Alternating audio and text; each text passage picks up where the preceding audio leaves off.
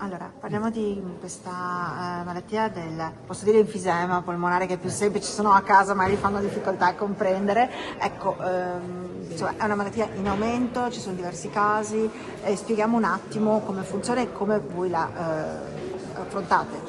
Allora, è la seconda malattia respiratoria più diffusa dopo l'asma bronchiale, innanzitutto.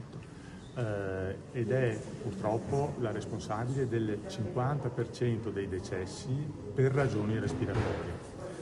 È una malattia legata soprattutto comunque al fumo di tabacco, oltre che all'esposizione all'inquinamento, ed è una malattia che si diagnostica precisamente con un esame, che è la spirometria. La spirometria è l'esame essenziale per fare la diagnosi di malattia. È una malattia che, come avete visto, impatta molto anche sui ricoveri ospedalieri, perché nel nostro ospedale all'incirca 600 malati all'anno si ricoverano per BPCO. Il fumo è la causa principale, ma diceva anche comunque le condizioni ambientali, questo con l'inquinamento atmosferico incide di più, diciamo, c'è questa componente ambientale è più impattante, non dico come il fumo, ma insomma incide. La componente, cioè ci sono chiare evidenze che l'esposizione all'inquinamento atmosferico impatta sulla malattia in due modi. Uno, crea riacutizzazioni. Quando c'è tanto inquinamento i malati si ricoverano perché sono riacutizzati. Due, favorisce lo sviluppo della malattia, diciamo in qualche modo fin dall'età infantile. Poi però c'è un farmaco. Sì, allora diciamo che sono stati fatti dei progressi negli anni nella terapia, ma soprattutto in tempi recenti è stato introdotto un farmaco che appartiene a una categoria completamente nuova.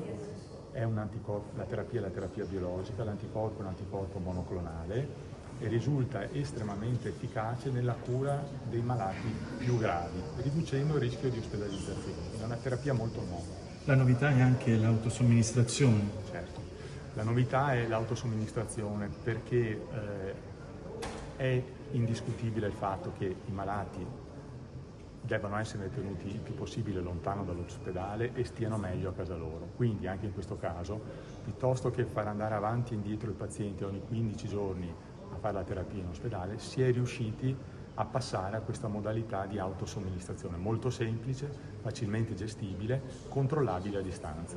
Abbiamo attivato adesso questo ambulatorio multidisciplinare dedicato ai malati più gravi e con anche il contributo di altri specialisti, cardiologo, fisiatra, radiologo, che ci danno una mano a inquadrare meglio il malato e quindi possibilmente anche a curarlo nella maniera più appropriata.